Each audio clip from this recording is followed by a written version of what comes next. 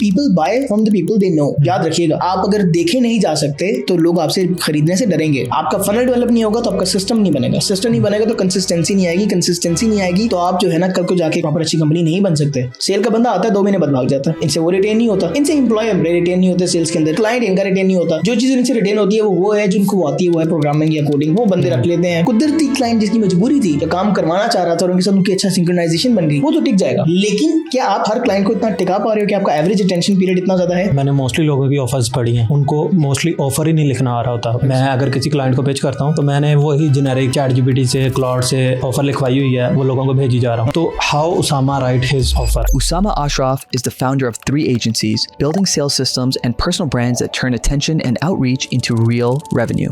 He started his journey teaching sales, working with 600 plus clients and helping generate over 15 million in sales through the systems and strategies he taught. That deep expertise in sales became the foundation for what he builds today. Sales systems that convert and personal brands for top founders that drive real business results. Today, he joins us to share his story of going from sales training to building sales systems and personal brands at scale, the real challenges behind growing multiple agencies at once, and what it takes to grow in 2026. Client के emotions जो है ना वो trigger ही तब होते हैं जब आप उसके सामने विजुअलाइज करवाते हैं उसका फ्यूचर, कि आगे क्या होगा, अगर ये नहीं करोगे तो आगे क्या होगा। जब आप बेच रहे हैं आपको ये पता होना चाहिए कि अगले बंदे का गोल क्या है, वो आपके पास क्यों आया, और वो क्यों आया उसके बैकएंड पे आउटकम ही होती है। What is the biggest reason कि जिससे कोई भी कंपनी अपने क्लाइंट्स लूज कर देती है? जितनी खास फनल्स आपकी होंगी, जितनी ज्यादा आप स्टैंडर्ड्स के ऊपर लेकर आओगे, उतना लोग आपको प्रायोरिटाइज करेंगे। So if you want to be a hell of a sales person, work on your psychological skills, कि आप इंसान को कैसे पढ़ते हो, इंसान की जरूरियत को कैसे समझ सकते हो, इन चीजों पे काम करना शुरू कर दो। कोई भी ऐसा शोबा नहीं रहेगा जो एआई रिप्लेस नहीं करेगा, बट एक चीज एआई नहीं रिप्लेस कर सकता, वो है ह्यूमैनिटी। जिस जगह पे ह्यूमन लेवल की रिक्वायरमेंट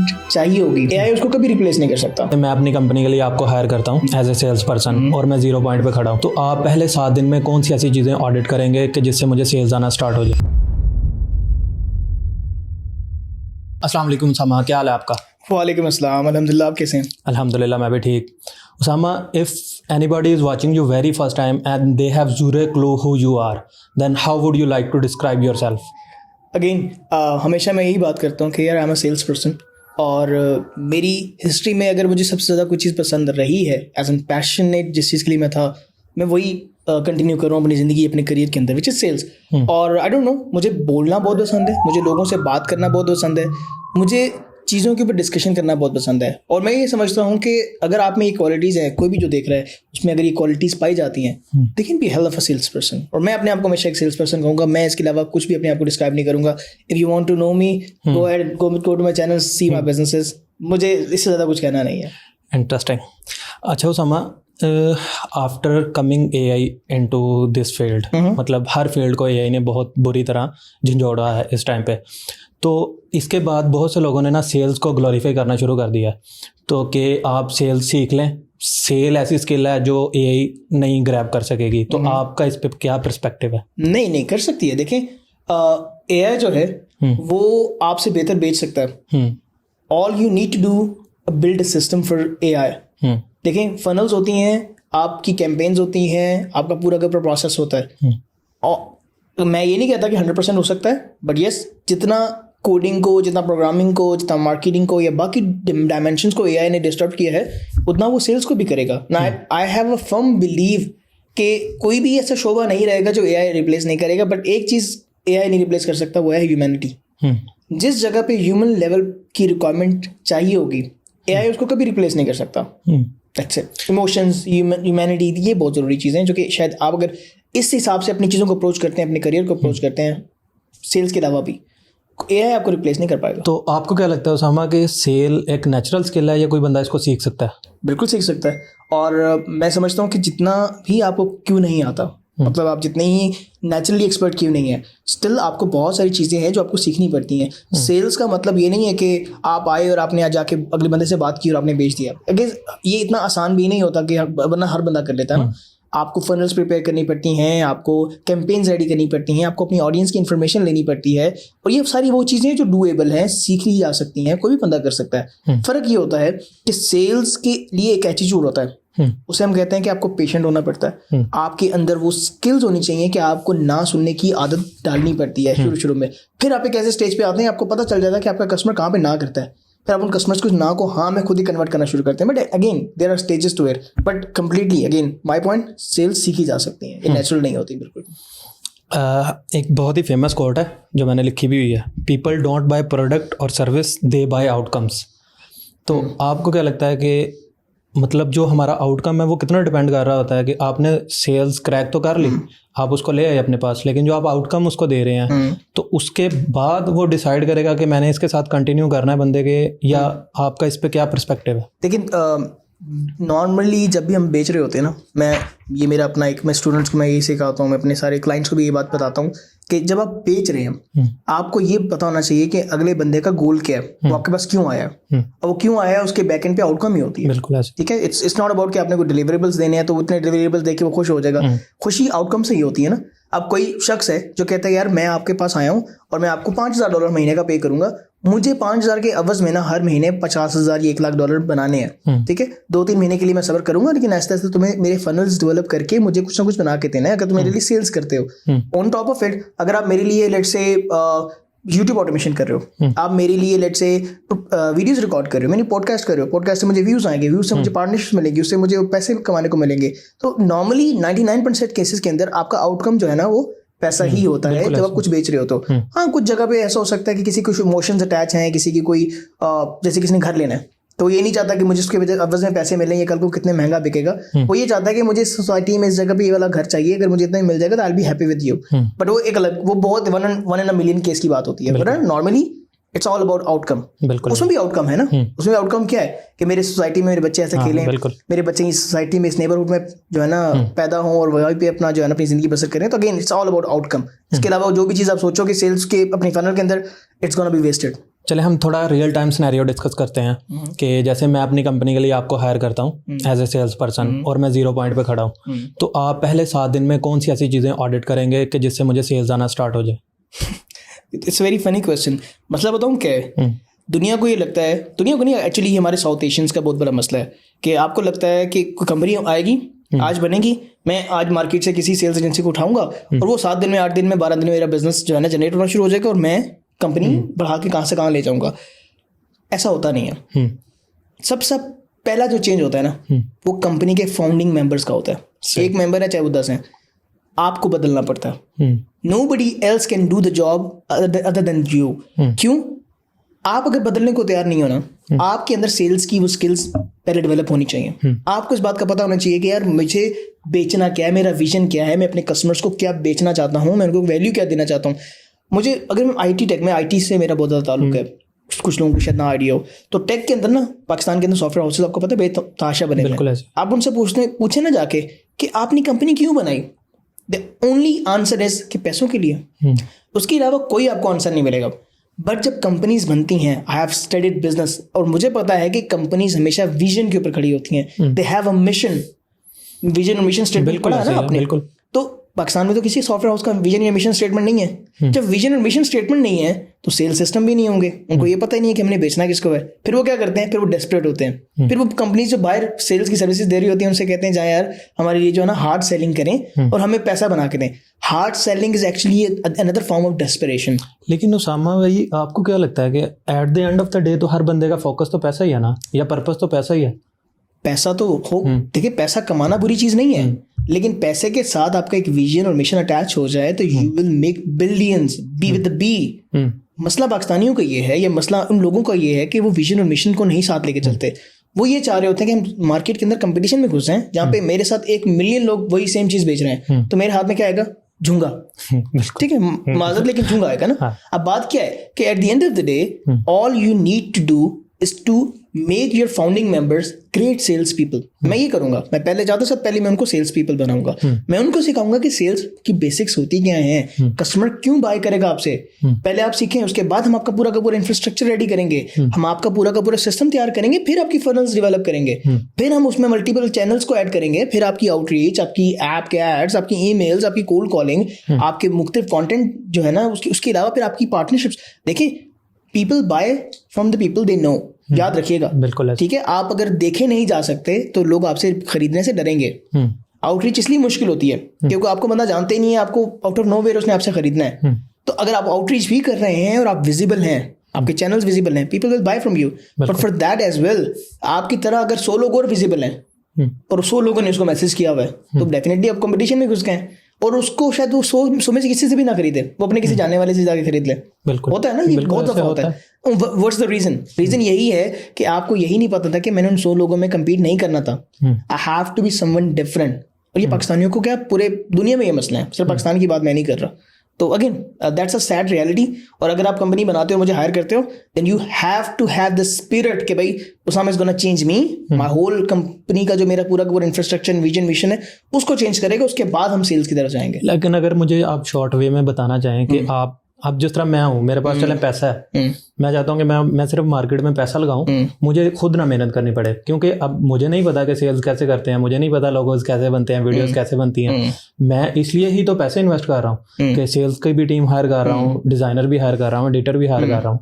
तो फिर भी आप ये बात कर रहे हैं कि मेरा विजन मिशन, जाहिर बात है मुझे अगर नहीं क्लियर, तो आप उस बंदे को कैसे गाइड करेंगे? देखिए, पहली चीज तो ये है कि अगर आप पैसा लगाना चाहते हैं और वो आपके 10 गुना ज्यादा पैसा लगेंगे, पहली चीज तो ये है। जो मैं अगेन मैं अपनी बात करूं, मैं ऐसे बंदे के साथ काम ही नहीं करता जो बंदा खुद सेल्स में आना नहीं चाहता। मैं अपनी बात करूं, मैं दुनिया की बात नहीं कर रहा, बट अगेन इसका अपने कहा ना कि कोई रास्ता है, रास्ते तो बहुत सारे हैं। मैंने कहा ना डेस्परेशन वाला रास्ता है ना, तो डेस्परेशन में क्या होता है, there is no complete sales funnel. Funnel नहीं बन सकती आपकी, पैसे आ जाएंगे, पैसे कमा भी लेंगे, आप आज चलाएं लाख रुपए के ऐड, 2 लाख के, 5 लाख के, 10 लाख के ऐड चलाएंगे, रिजल्ट तो आ जाएगा, लीड्स भी आ जाएंगे, बिजनेस भी आ जाएगा, बट फनल डेवलप नहीं होगी।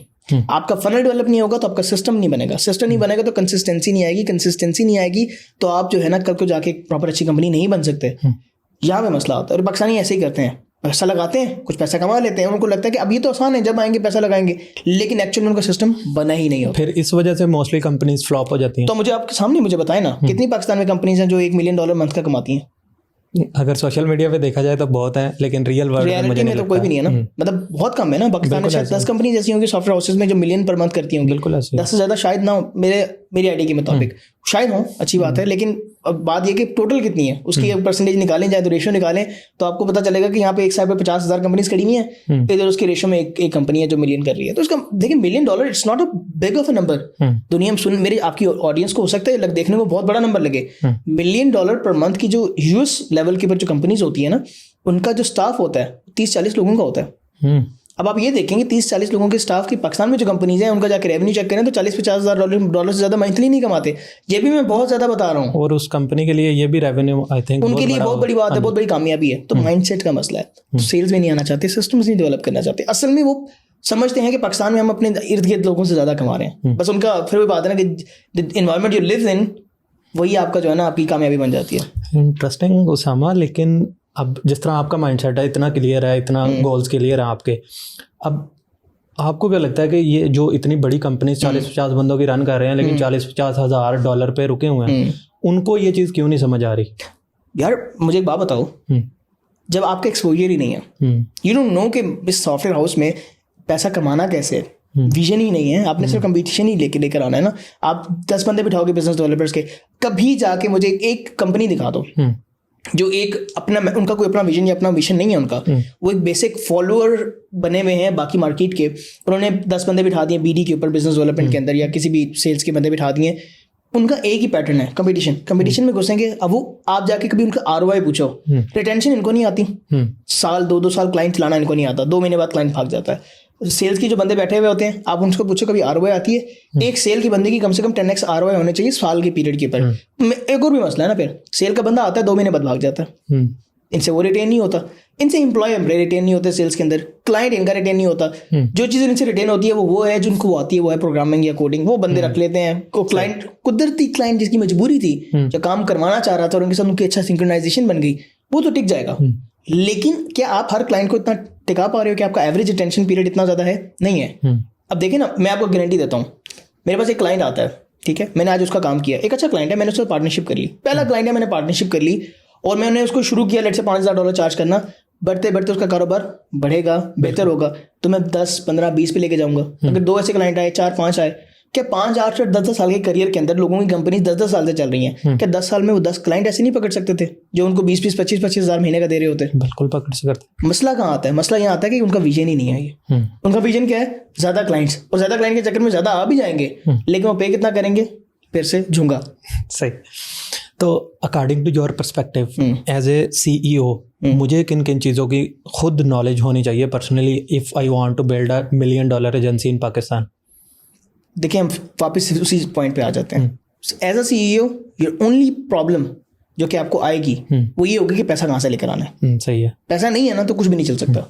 तो CEO का सारी की सारी चीज़ें नीचे बैकएंड के ऊपर जो उसका जो बाकी टीम्स बैठी हुई हैं उनका काम होना चाहिए. वो जो क्लाइंट आने के बाद के जो प्रोसेसेस हैं, जो ऑपरेशन है, वो संभाले. CEO का रोल एक ही होना चाहिए, वो है पैसा लेकर आना है. वो कहाँ से लाना है, कितना लाना है, CEO का विजन क्या है, वो कितना बड़े लेवल पे जाके चीज़ें कर सकता है, वो बस उसका मसला. लेकिन ये किस पॉइंट पे जाके उसको फ्रॉम डे फर्स्ट सही है. CEO आज बने हो, आप अपने आप को CEO कह रहे हो, तो भैया आपका फिर एक ही रोल है. नहीं, मैं ये आपसे पूछना चाह रहा हूँ कि ये अब मैंने स्टार्ट की कंपनी, मुझे 5 साल हो गए हैं, मैं सेल्स खुद देख रहा हूँ, लेकिन अब मैं एक्सपैंड ज़्यादा करना चाह रहा हूँ. तो आपको लगता है फिर आपको अपनी टीम एक्सपैंड करनी चाहिए? लीड आप खुद को करो. सही है. ठीक है. कुछ लोग ऐसे होते हैं ना जो कहते हैं हम CEO नहीं रहना चाहते, मैं तो आजाद होना चाहता हूँ. फिर CEO शिप छोड़ दो फिर आप. सही है. कंपनीज ऐसी भी तो है ना, उन्होंने फाउंडिंग मेंबर्स वही थे.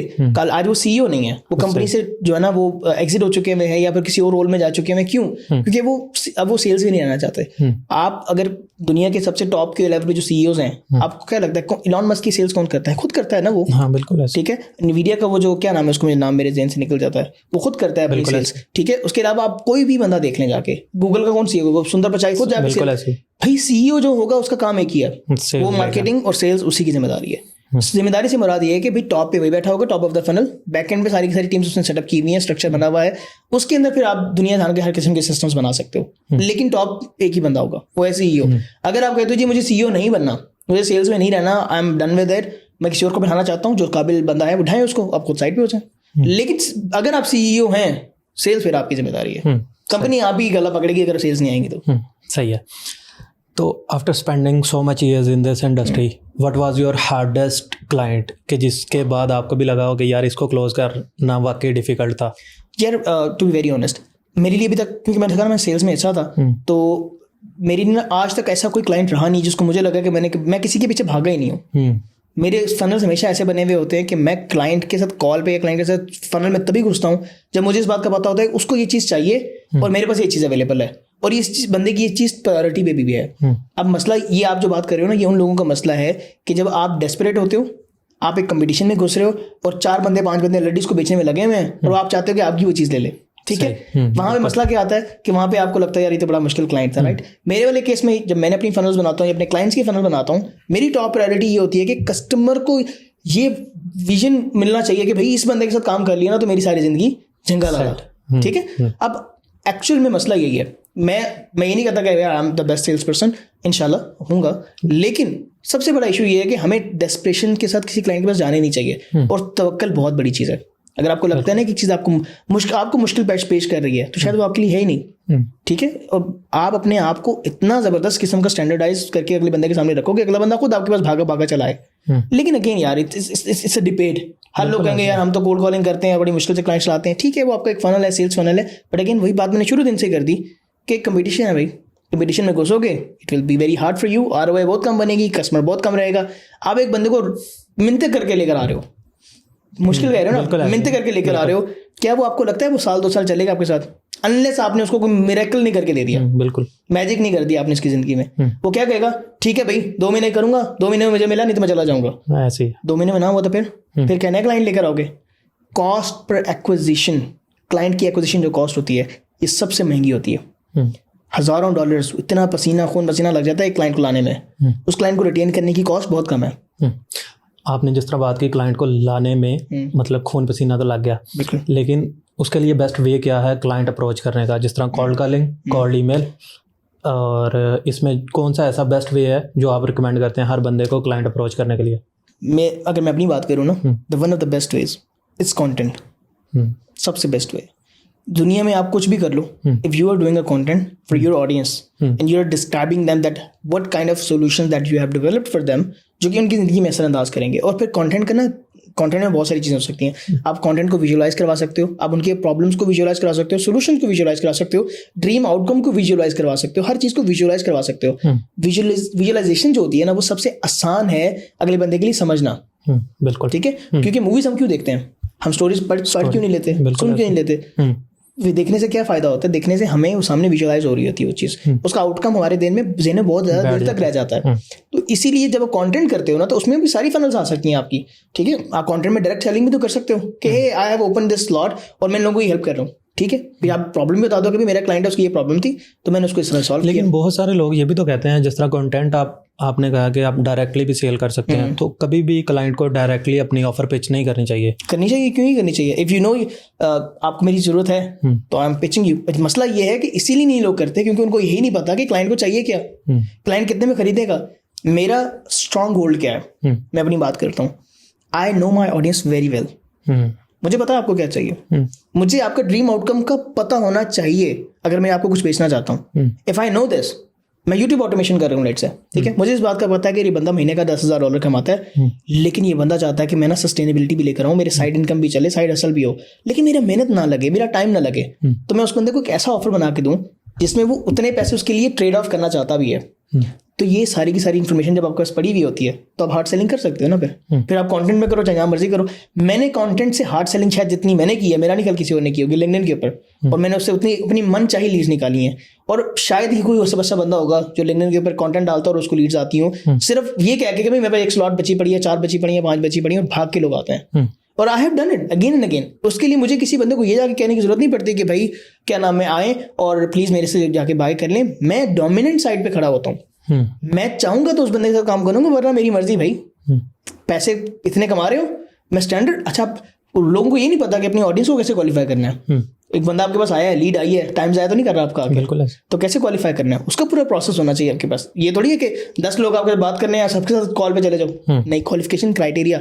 और ऑडियंस मैंने बता रहा हूँ ना आपको, ऑडियंस जब आपको पता होगा किस ऑडियंस को मैं, अब देखो कैसे क्वालिफिकेशन क्राइटेरिया मुझे कैसे पता चलेगा, मुझे ऑलरेडी पता होना चाहिए कि मेरी ऑडियंस को, मेरी ऑडियंस क्या साइज है, कितने लोग हैं, क्या काम करते हैं, मुझे कैसे वो पे कर सकता है। वो कैसे पता चलेगा? आपकी आइडियल कस्टमर से आपने 4-5 कस्टमर्स को बेच लिया, आपने उनका डाटा रिकॉर्ड करना शुरू कर दिया, उनकी हैबिट्स देखना शुरू कर दी, आइडिया आपको हो गया कि यार ये किस चीज़ पे अच्छा रिएक्ट करते हैं, किस चीज़ से बुरा रिएक्ट करते हैं, उनका एनालाइज किया, वो फनल्स बना के आपने पॉपुलेट करना शुरू कर दी। So it's actually very different in my case. लोगों का आई डोंट नो, लोग बड़ी डिफरेंट तरीके से काम कर रहे हैं। तो अगर प्लेटफॉर्म्स की बात की जाए तो what is the best platform to sell your skill?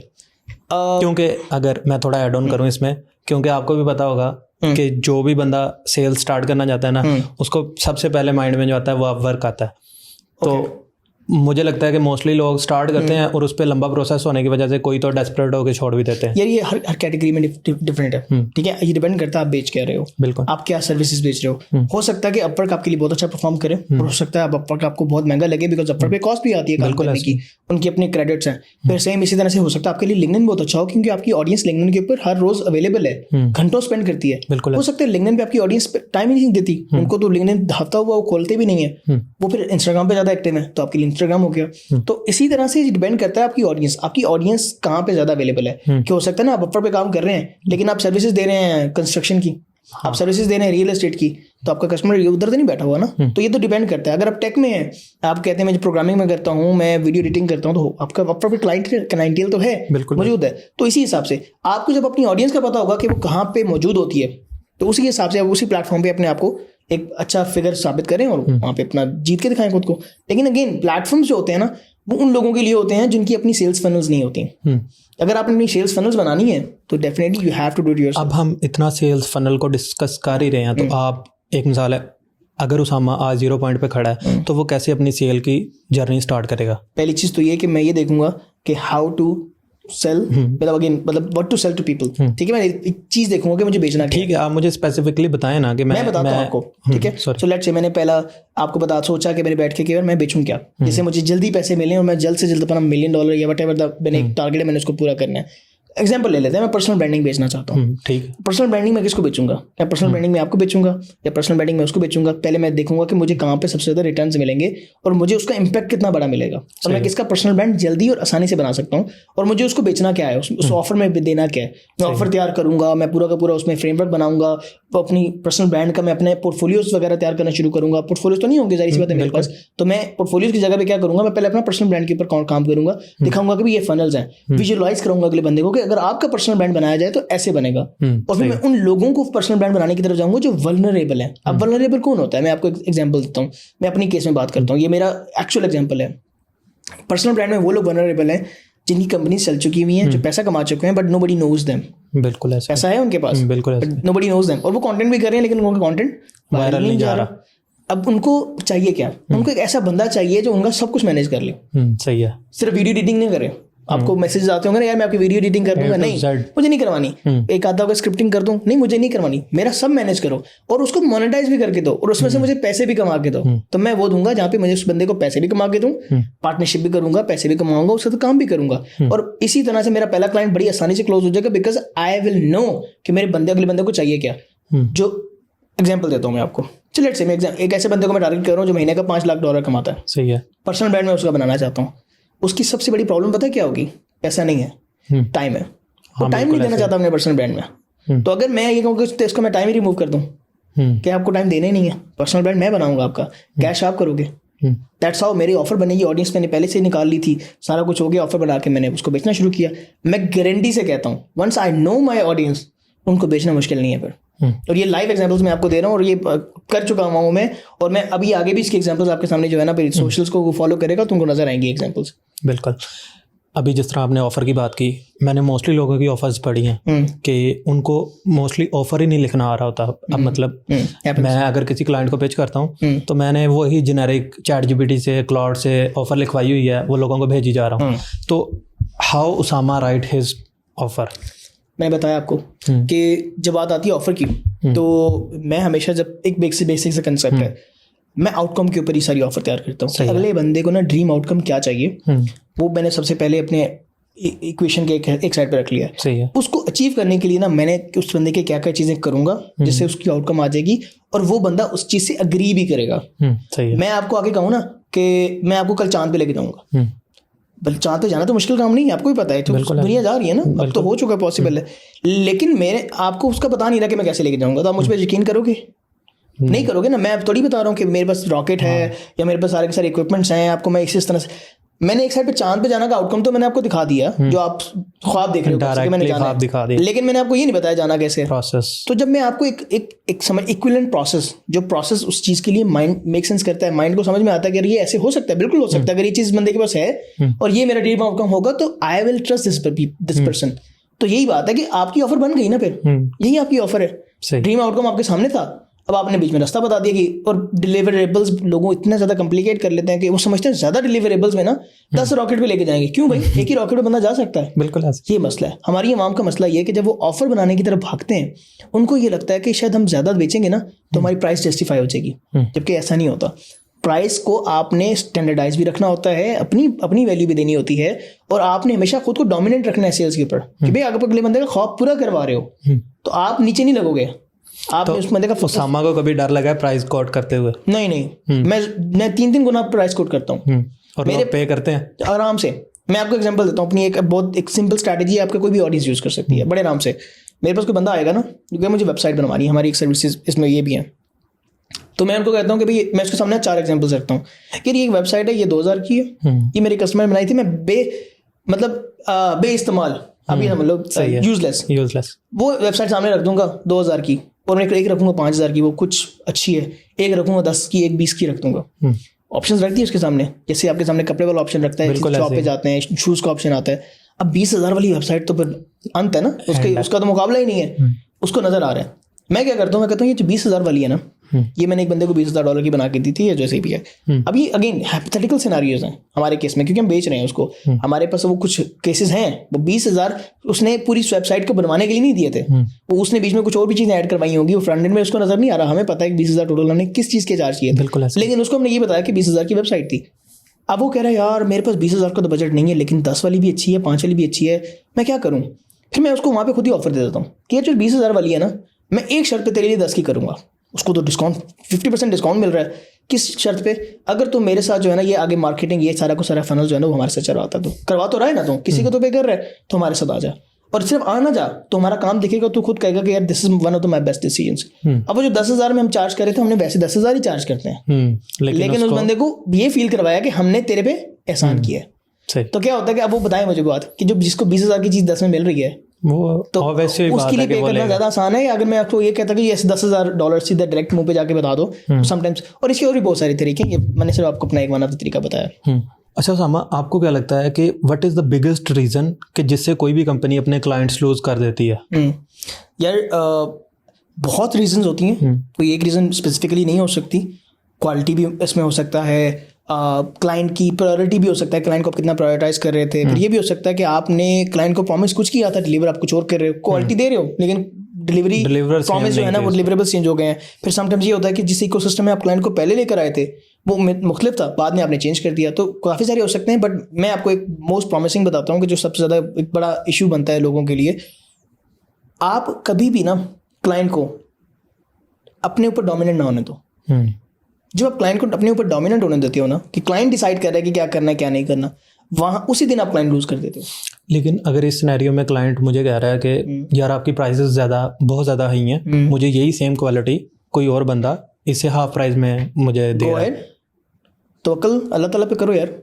तुम अगर अपने आप को ही डाउनसेल करना शुरू कर दोगे तो इसका मतलब ये है कि तुम्हें अपने आप पे यकीन नहीं है. लेकिन बहुत से लोग यहाँ पे फिर आके वो हो जाते हैं ना कि कंपटीशन बहुत ज़्यादा है यार, को जो आ रहा है. तो आपके डिलीवरेबल्स को मैंने पहले बताया कि जब आप उसका ख्वाब पूरा कर रहे हो, लोग ख्वाब नहीं पूरा कर रहे. अभी आपने खुद मुझे बताया कि लोगों की ऑफर ChatGPT वाली है. हाँ बिल्कुल, ख्वाब तो वो पूरा नहीं कर रहे. एक रॉकेट की जगह 10 रॉकेट बेचना चाह रहे हैं, अगला बंदे को समझ नहीं आती कि 10 रॉकेट की मैं मेरे लेट्स एग्जांपल लेते हैं, क्या $1000 में 10 रॉकेट आ जाएंगे? वही बात है कि आपको कुछ चीजें होती हैं जो आपको too good to be true लग रही होती हैं आपकी ऑफर में. आपको अगले बंदे को लगता है यार ये जो बता रहे हैं ना इतना ये करेगा नहीं, खामखा ज्यादा मुझे पेश कर रहा है, इतना मैं कर ही नहीं सकता. और ऑन कॉन्ट्रेरी जैसे हम बात कर रहे हैं, क्लाइंट आ जाता है. लेट्स से आपने कहा ना क्लाइंट आ गया, आप रिटेन भाई आप क्लाइंट को ओवर प्रॉमिस करके लेकर आए हो, डिलीवर आप कर ही नहीं रहे वो चीज़ जो आप प्रॉमिस करके लेकर आए हो, तो क्लाइंट भागेगा ना. मेरे सामने बहुत बड़ी केसेस हैं, लोग 5-5 हज़ार एम्प्लॉयज हायर करने के चक्कर में भाग रहे हैं. और अब मैं आपको गारंटी से कहता हूँ कि जब आप डिलीवरी की तरफ जाते हो तो delivery zero. Their only sole purpose is क्या कि भाई मुझे सिर्फ जो है ना सेलिंग करनी है, 1 महीना 2 महीने क्लाइंट पे करेगा, डिलीवरी चाहे हो या ना हो, क्लाइंट आना चाहिए हर महीने. फिर कहाँ से आएगा भाई, क्लाइंट चलेगा थोड़ी. इससे ज़्यादा अगर आप फोकस कर लें 5-10 अच्छे 20 बंदे बिठा के जो डिलीवरी दे रहे हैं, वही क्लाइंट जो आपको 5000 लोगों ने ला के देने हैं ना, वही आपको क्लाइंट जो है ना सारी ज़िंदगी आपके चलेंगे और उससे ज़्यादा पैसे आप कमाओगे. अच्छा उसामा, इस सेंटेंस को पूरा करें और डिटेल में. People don't buy you just because of this, कि कौन से ऐसे रीज़न हैं कि वो आपसे बाय नहीं करना चाहेंगे?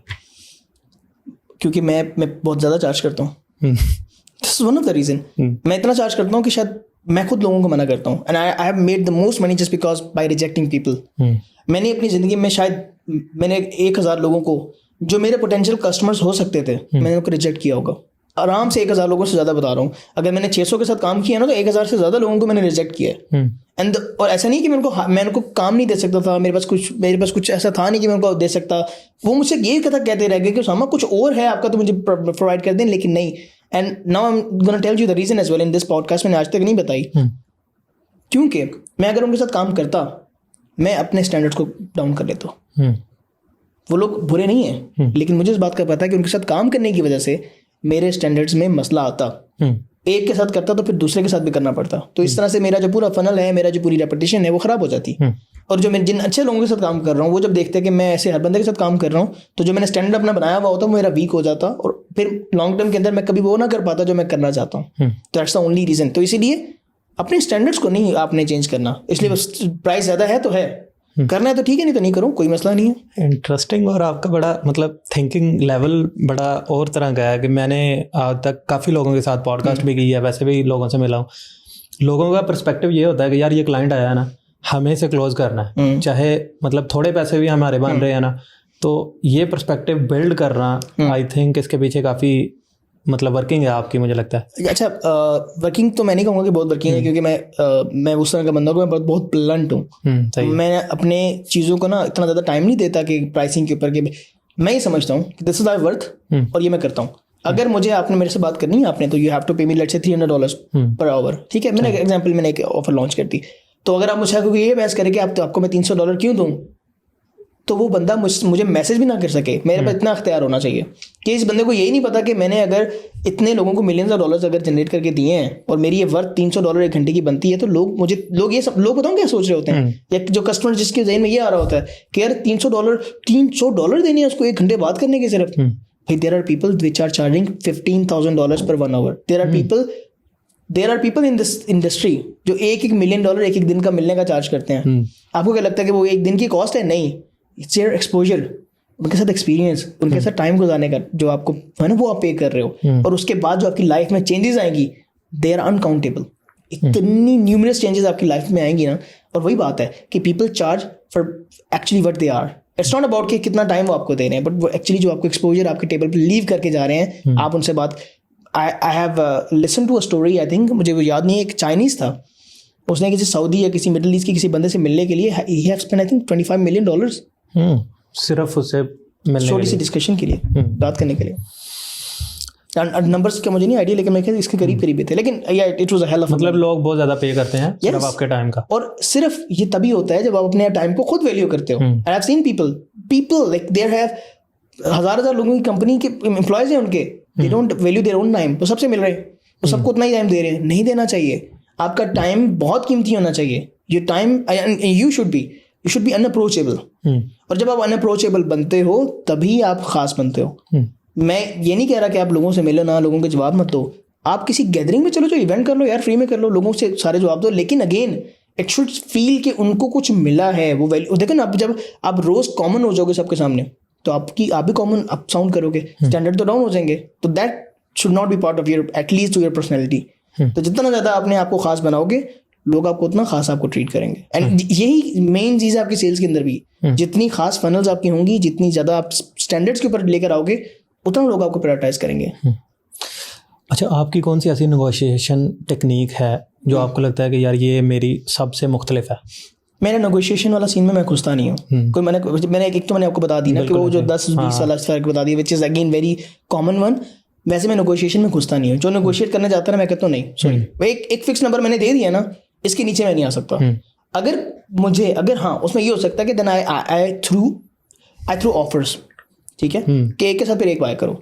ये नहीं हो सकता कि मैं एक चीज़ तुमने मुझे कहा कि ये 5,000 की, तुमको नहीं यार 4 में दे दो.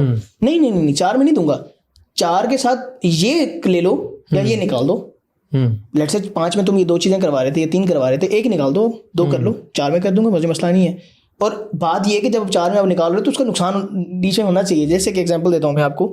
मैं कह रहा हूँ कि मैं आपके लिए जो है ना वेबसाइट डेवलप कर रहा हूँ. आपने मुझे कहा कि यार मेरी वेबसाइट है, उसमें ना 20 पेजेस डेवलप करने हैं लेट से. मैंने कहा ठीक है, मैं 10,000 चार्ज करूँगा. तो कहते यार 10 नहीं करो, 7 कर लो. मैंने कहा ठीक है, फिर 20 पेजेस नहीं करते, 10 पेजेस कर लेते हैं. उसने कहा यार 3,000 के 10 पेजेस क्यों कम कर रहे हो? मैंने कहा मेरा तो यही रेट है. तो चलो यार तुम ऐसा करो, फिर 20 ही करो, लेकिन कोई इशू नहीं है. अब बात ये है कि आप अगले बंदे को नुकसान करो. अगर वो डिस्काउंट मांगे तो उसको लगना चाहिए कि मेरा नुकसान होगा डिस्काउंट पे, क्योंकि मैं अगर काम कर रहा हूँ तो मैं अपने रेट पे करूंगा. अगर रेट कम करोगे तो फिर सामान भी कम होगा उसमें से.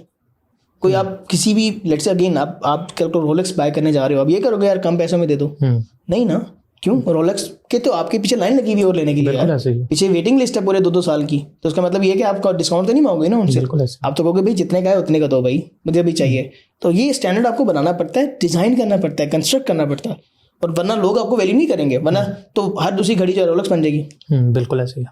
अच्छा उसामा, आपके पर्सपेक्टिव से कौन सा ऐसा इमोशन है जो बायर को खरीदने के लिए मजबूर कर देता है? उसका फियर, ग्रेड, या मतलब उसकी नीड? यार नीड तो अगेन एक ऐसी चीज़ है जो कि हर वक्त कहीं ना कहीं किसी न किसी चीज़ में होती है. बट अगेन बाइंग प्रोसेस पर बहुत ज़्यादा डिपेंड करता है. और it's a very subjective question. इसमें ऐसा नहीं है कि मैं कहूँगा कि एक वन मतलब केस होता है. बट प्रायोरिटीज, आप अपनी किस चीज़ को प्रायोरिटाइज कर रहे हो. अब मैं आपको इसके ऊपर एक एग्जांपल देता हूँ. As a business owner sometimes वो प्रायोरिटाइज कर रहे हैं कि यार मुझे अपने पैसे बचाने हैं, तो वो आपको बाय कर लेगा. हो सकता है कि वो पहले 10 लोगों की फीस पे कर रहा था, आपको हायर करने के बाद उसको अब 3 लोगों के पैसे देने, 7 लोगों के पैसे बच गए. तो उसकी प्रायोरिटी क्या थी? Cost cutting. तो इमोशन क्या है जी? यही था ना कि मैं पैसे ज़्यादा स्पेंड कर रहा था, मेरे पैसे बच जाएंगे, उन पैसों को मैं कहीं और जगह स्पेंड करूंगा.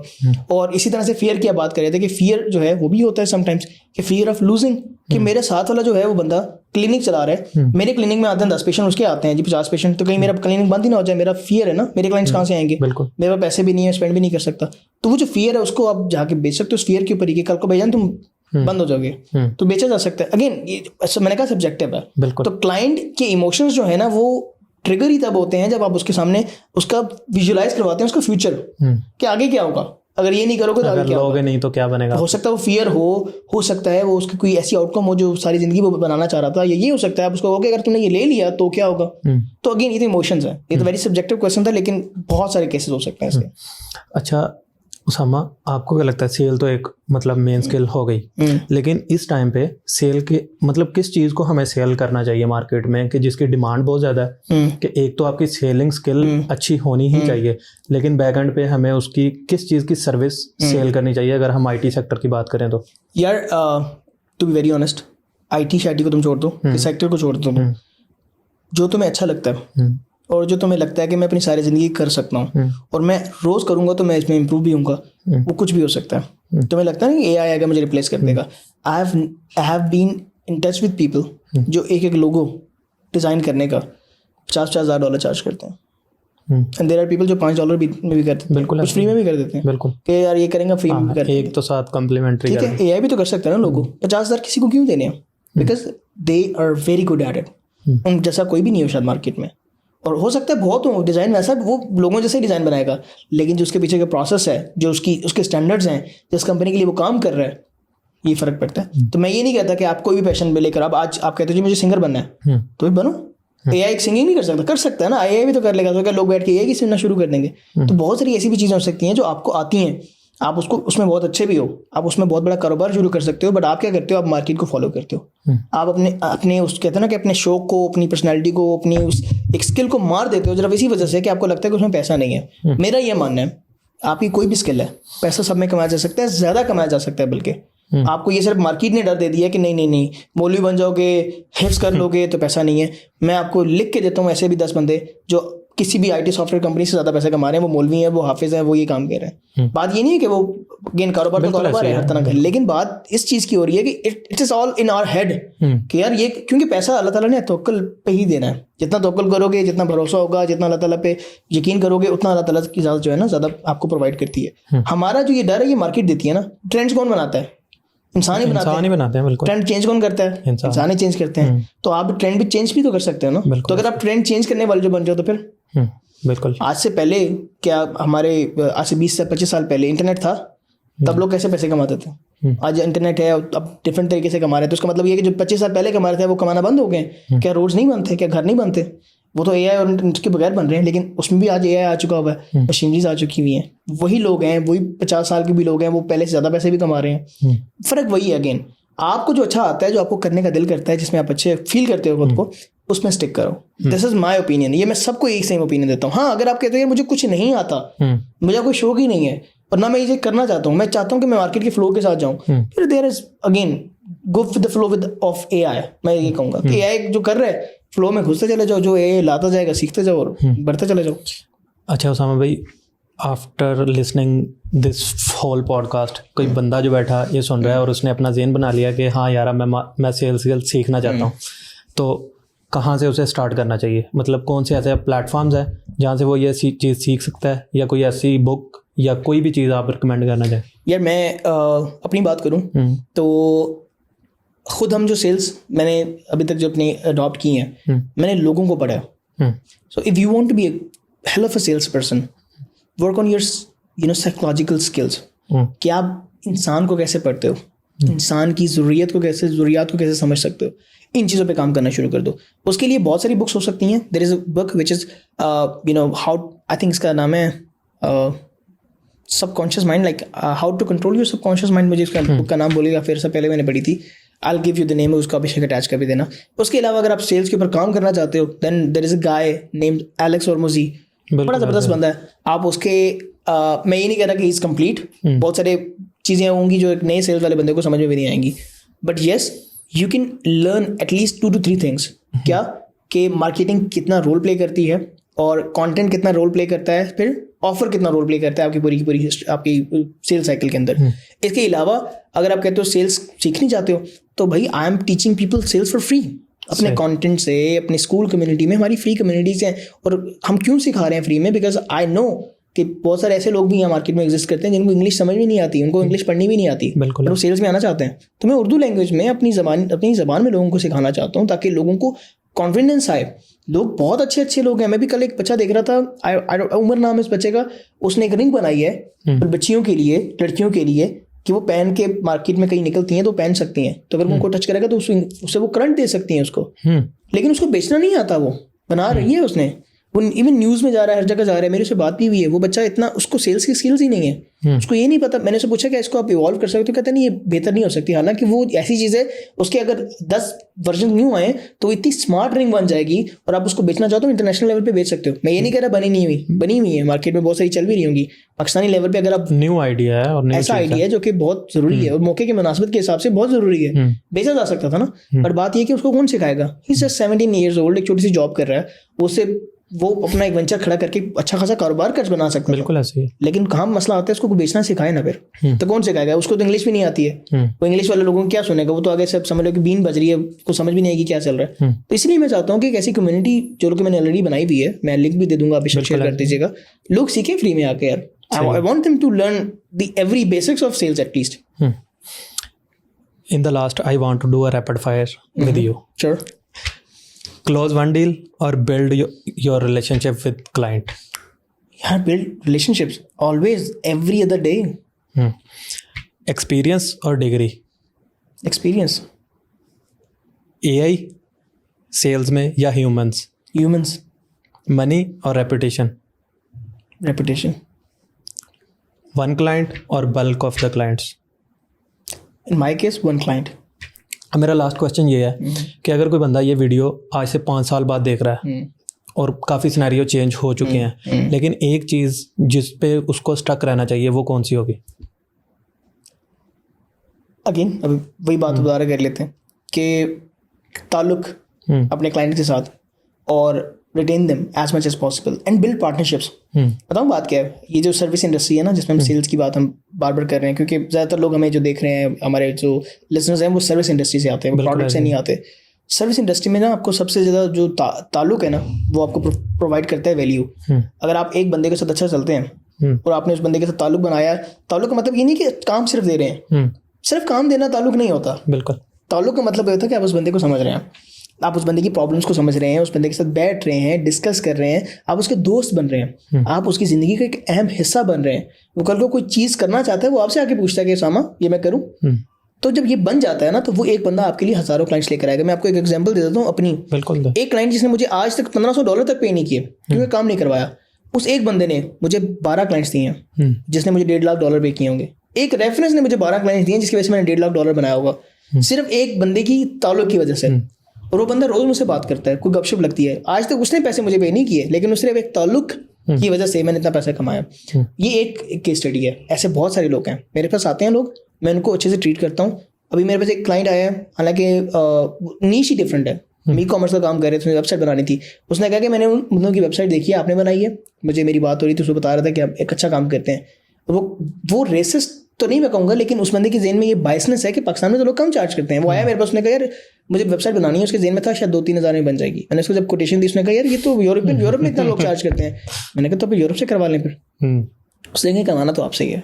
मैंने कहा फिर कम तो नहीं करेंगे। कहता नहीं आप कम नहीं करो, जितना कह दिया बस ठीक है। क्यों? क्योंकि रेफरेंस आया था ना, उसको इस बात का पता है कि वो रेफरेंस ने जब कह दिया है, क्योंकि reference is actually one of the best sales funnel. आपने रिलेशनशिप बना लिया, वो आपको इतने सारे पैसे ला के देगा, वो आप खुद नहीं कर सकते। कंटेंट आपको उस बंदे तक नहीं पहुंचेगा। कंटेंट जब पहुंचेगा भी सही, तो आप पे फौरन ट्रस्ट नहीं करेगा जितना आप किसी साथ वाले के कहने पे ट्रस्ट करते हो। यार मेरा दोस्त है मैकेनिक, उसके पास चला जा, या मेरा डॉक्टर जाने वाला है इसके पास चला जा, या डेंटिस्ट इसके पास जाना, ये बहुत अच्छा है। क्यों? क्योंकि हम अपने जानने वालों, अपने साथ वालों पे ज़्यादा ट्रस्ट करते हैं। और अगर जिस दिन आपका ये वर्ड ऑफ माउथ बन गया, तो ऑटोमेटिकली आप जो है ना सक्सेसफुल हो जाते हैं मार्केट में। और इसलिए मैंने कहा, आपने कहा ना कि वन क्लाइंट वर्सेस बल्क, मैं एक पे फोकस करना चाहूँगा, ज़्यादा पे नहीं। ज़्यादा जो होंगे वो ऑटोमेटिकली फनल का हिस्सा बनते चले जाएंगे, एक जो है ना वो मेरा मेन ही रहेगा। आप जितना मतलब ब्लंटली क्लाइंट्स को रिजेक्ट कर देते हैं, तो ये आप मतलब ऑलरेडी कोई अमीर है, बहुत ज़्यादा आपको पैसे चाहिए नहीं, मुझे तवक्कुल है, जो पैसा मेरा वो मेरे पास ही आना है। मैं 10 से नहीं कमाना चाहता, मैं वो 1 से कमाना चाहता हूँ। जो पैसा मेरा है वो मेरा ही है ना, कोई ले सकता है मेरे से। ऐसे ही मैं पैसे को तो मना नहीं कर रहा, मैं तो बंदे को मना कर रहा हूँ। मैं उस बंदे को मना कर रहा हूँ कि भाई तू मुझे 2000 ना दे, वो एक बंदा आएगा वो मुझे 20,000 देके चला जाएगा, मुझे 10 नहीं चाहिए। अब बात ये है कि तवक्कुल वो चीज़ें जो कि हम अल्हम्दुलिल्लाह मुसलमान हैं ना, बिल्कुल तो होना चाहिए, सब में होना चाहिए। लेकिन जब हम डरते हैं ना, तो डर की वजह से अल्लाह ताला भी फिर जो है ना हमारा इम्तिहान लेता है। फिर कहते फिर डरो, फिर जाओ इंसानों के पास। 10 चाहिए तो 10 ले लो। 10 में मसले क्या आएंगे? वो 20 जो मिलेगा ना वो आपको खवार होकर मिलेगा। वो जो 1 से 20 मिलेगा वो आपको 20 भी देगा, वो आपको 20 के ऊपर 2 लाख और भी ला के देगा, अपने जैसे और भी क्लाइंट्स ला के देगा। तो ये फ़र्क होता है। तो डो नॉट चेज मनी, पैसा खुद ब खुद आता है, आपको अपने एक रेपुटेशन, अपना एक स्टैंडर्ड मेंटेन करना है, ये जिस दिन कर लिया और सारी चीज़ें आपकी बेहतर हो जाती है। So in the last, what was the best piece of advice do you have ever got or received? यार अगर मुझे मिली क्या है तो बी ह्यूमन, आप इंसानों को ना अच्छे से ट्रीट करो। मुझे नहीं पता लोगों के बारे में, आजकल की दुनिया में ना हम लोग बहुत फास्ट पेस दुनिया में चल रहे हैं। हम इंसानों को ना ऐसे समझते हैं कि जब फ़ायदा होगा ना जहाँ पे वहाँ बैठना है। ठीक है, आपके लिए अगर ये मैटर करता है, मेरे लिए जो मुझे मिली है कि बी ह्यूमन, कि आप इंसान की दर्द को, उसकी इमोशंस को, उसकी चीज़ों की कदर करना शुरू करो। ठीक है, जब आप लोगों की कदर करना शुरू करते हो, जब आप लोगों के लिए पेन लेना शुरू करते हो, आपके लिए ऊपर बैठे अल्लाह जो है ना, वो आपके सारे दर्दों को जो है ना संभाल लेते हैं। हमेशा हर चीज़ को मोनेटाइज नहीं किया जाता। तो जब मैं बार बार करता हूँ रिलेशनशिप्स हमेशा पैसे लेके नहीं आएंगे, वो आपके लिए उससे बहुत बड़ा कुछ लेकर आएंगे। लेकिन आपको अल्लाह ताला पे तवक्कल रख के इंसान बनना है और इंसानों को इंसानों जैसा ट्रीट करना है। उस इंसानों को बैंक की तरह ट्रीट नहीं करना, इंसानों को प्रॉफिट की तरह ट्रीट नहीं करना कि इससे मुझे फ़ायदा क्या हो रहा है, नहीं, वो बहुत बुरी अप्रोच है। ये one of the best piece advice जो मुझे मिली और मैं जो देना चाहता हूँ, यार बंदे बन जाओ यार, हैं, पैसे कमा लो। मैं लोगों को देखता हूँ माशाल्लाह से, इतने हट्टे कट्टे, इतने समझदार लोग हैं और वो एक ही बात क्लेम करते हैं बार बार, बहुत मुश्किल होगी है, जॉब नहीं मिलती, ये नहीं मिलता, वो नहीं मिलता, पैसे कमाना बहुत मुश्किल है। मुश्किल नहीं है, आप कोशिश नहीं कर रहे हो, आप सही से कोशिश नहीं कर रहे। तो इसलिए कह रहा हूँ बंदे बन जाओ, लोगों को मत देखो, दुनिया को मत देखो, आपके अंदर वो चीज़ें ऑलरेडी एग्जिस्ट करती हैं, सिर्फ अंदर झांक के देखो, you will make millions of dollars इंशाल्लाह। लेकिन तभी कर पाओगे जब अपने अंदर झांकोगे, अपने अंदर की जो खासियत है उसको लेकर आओ सामने, क्योंकि हर बंदे को अल्लाह ताला ने मुख्तलिफ पैदा किया है। आपके अंदर कोई ना कोई खासियत मौजूद है। अगर आपके अंदर देखने वाली आंख है या किसी और आपके साथ बैठा बैठा बंदा है वो आप में देख ले, तो उसके ऊपर काम करना शुरू कर दो। आपको पैसे की टेंशन नहीं लेनी, पैसों को चेज बनेगा, पैसों को चेज नहीं करना, अपनी स्टैंडर्ड्स को चेज करो, अपने आप को बेहतरीन इंसान बनाओ, तो भाई दुनिया खुद पीछे पीछे भागेगी। लास्ट में अगर मैं पूछूं, जिस तरह आपने कहा कि लोग मेहनत नहीं करना चाहते, कई लोग तो ऐसे हैं कि वो दिन रात मेहनत भी कर रहे हैं लेकिन उस लेवल का उन्हें रिजल्ट नहीं आ पा रहा। वो तो लोगों को देख के मेहनत कर रहे हैं, वो उस चीज़ पे मेहनत कर रहे हैं जो लोगों ने कहा कि इस चीज़ पे मेहनत करो।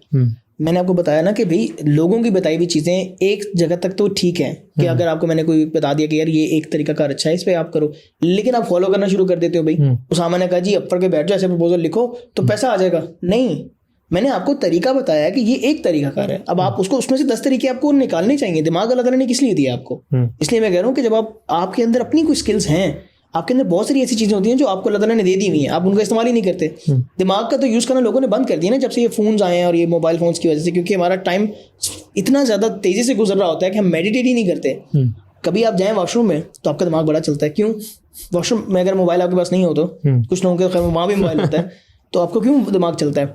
आप कभी नमाज में बैठे हो तो नमाज में क्यों ख्यालात आना शुरू हो जाते हैं आपको कि यार ये भी हो जाएगा? क्यों? क्योंकि वहाँ पे तो मोबाइल नहीं होता आपके पास, आप कनेक्ट हो रहे होते हैं किसी ऐसी चीज़ के साथ जो कि दुनिया में एग्जिस्ट करती है, वो एक पावर है, एक एनर्जी है। हम वो तब कनेक्ट होते हैं, वॉशरूम में तो नेगेटिव एनर्जी आती है, नमाज में तो पॉजिटिव आती है ना। तो बात ये है कि आप जब मोबाइल में गुस्से में होंगे ना तो अपनी एनर्जीज को ना रिपेल कर रहे होते हैं। उनको टाइम दें, मोबाइल्स को थोड़ी देर के लिए छोड़ दें। आपने अक्सर देखा होगा कि जब आप अपने दोस्त के साथ बैठते हैं ना तो आपकी बहुत एनर्जी पॉजिटिव हो जाती है। ठीक है, जब आप बाहर निकलते हैं, नेचर में जाते हैं, ड्राइव कर रहे होते हैं, जब मोबाइल नहीं होता, एनर्जीज बहुत पॉजिटिव आना शुरू हो जाती हैं। लेकिन जैसे ही आप घर आके टीवी स्क्रीन और मोबाइल में घुसते हैं, वापस से वो एनर्जी कहीं ना कहीं खो जाती है, आपको थकन फील होती है। तो ये जो टाइम है ना, इसको थोड़ा सा बढ़ा लें अपने दिन का हिस्से में, तो ऑटोमेटिकली जो आप कह रहे हैं ना कि यार ये जो लोग जो फॉलो कर रहे हैं, मेहनत बहुत कर रहे हैं, मेहनत तरीके से करनी होती है। खोते वाली मेहनत तो फिर करके तो खोता बेचारा कहाँ ही पहुंचा आज तक। बिल्कुल ऐसे। ये फिर आपको खुद सोच अक्ल होनी चाहिए कि यार अल्लाह ताला ने दिमाग दिया, उसका इस्तेमाल ही मुझे करना। थैंक यू समा, और आपका टाइम देने के लिए और इतना नॉलेज शेयर करने के लिए, तो बहुत शुक्रिया। Thank you so much. अल्लाह हाफिज़। अल्लाह हाफिज़।